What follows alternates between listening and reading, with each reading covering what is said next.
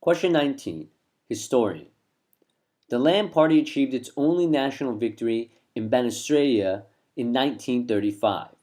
It received most of its support that year in rural and semi-rural areas where the bulk of Banastraia's population lived at the time. The economic woes of the years surrounding that election hit agriculture and small business interests the hardest, and the Land Party specifically targeted those groups in 1935. I conclude that the success of the Land Party that year was due to the combination of the Land Party specifically addressing the concerns of these groups and the depth of the economic problems people in these groups were facing. Alright, so first step, we know argument or set of facts. Clearly we have an argument here.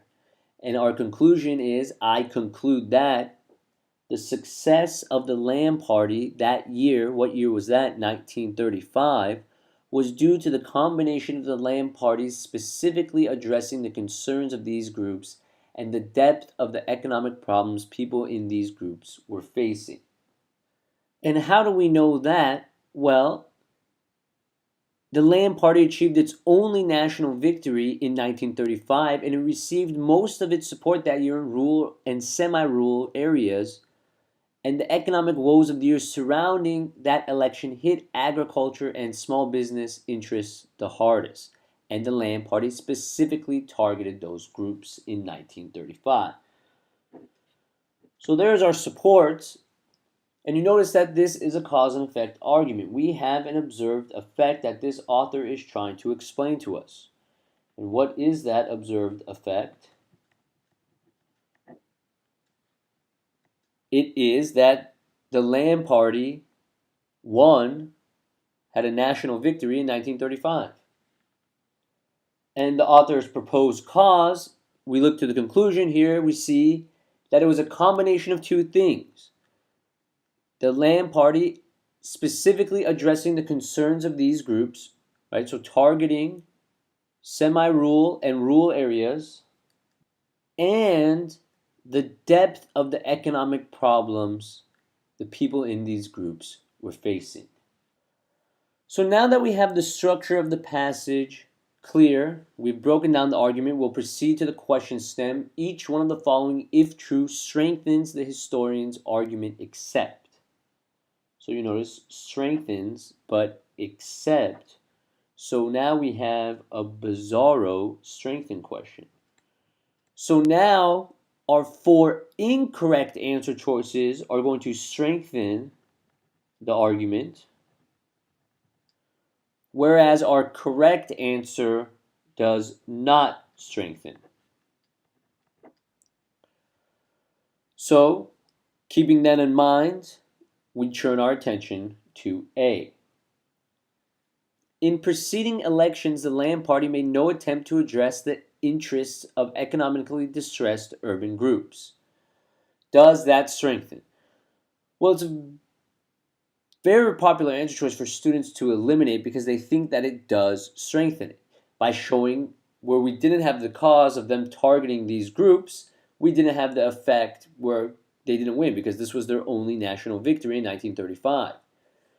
But A is a perfect example of why you must read carefully on the LSAT, because we did not talk about urban groups. We were talking about targeting rural and semi-rural areas. So therefore, A does not strengthen, and A would be the correct answer. It's completely irrelevant. We are not talking about urban groups. We're talking about rural and semi-rural areas. They targeted these areas during their economic crisis, where their economic woes were high, and they had their only national victory. A is completely irrelevant, does not strengthen, and again highlights that you must read carefully. So now let's just check B through E, which obviously are going to strengthen this argument. B, voters are more likely to vote for a political party that focuses on their problems, and clearly B strengthens by tying in this idea that the National Party specifically targeted these groups in the rural and semi-rural areas. Then they would be more likely to vote for the Land Party. So B strengthens the argument, but again, bizarro strengthen question, so B now is incorrect. We're looking for the answer choice that didn't strengthen, which was A. C, the Land Party had most of its successes when there was economic distress in the agriculture sector. And again, strengthens by showing consistency, right? Before, when we had success on behalf of the Land Party, it was when there was economic distress in the agriculture sector. These are the groups that they target. They are the Land Party. So C strengthens, C would be eliminated. D, no other major party in Venezuela specifically addressed the issues of people who lived in the semi-rural areas in 1935.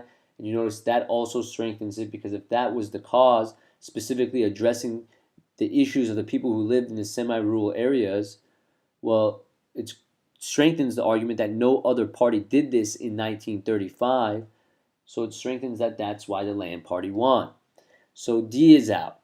E, the greater the degree of economic distress someone is in, the more likely that person is to vote. And again, strengthens the argument by tying in this idea that they were in economic distress, right? The economic woes of the surrounding years of the election hit agriculture the hardest.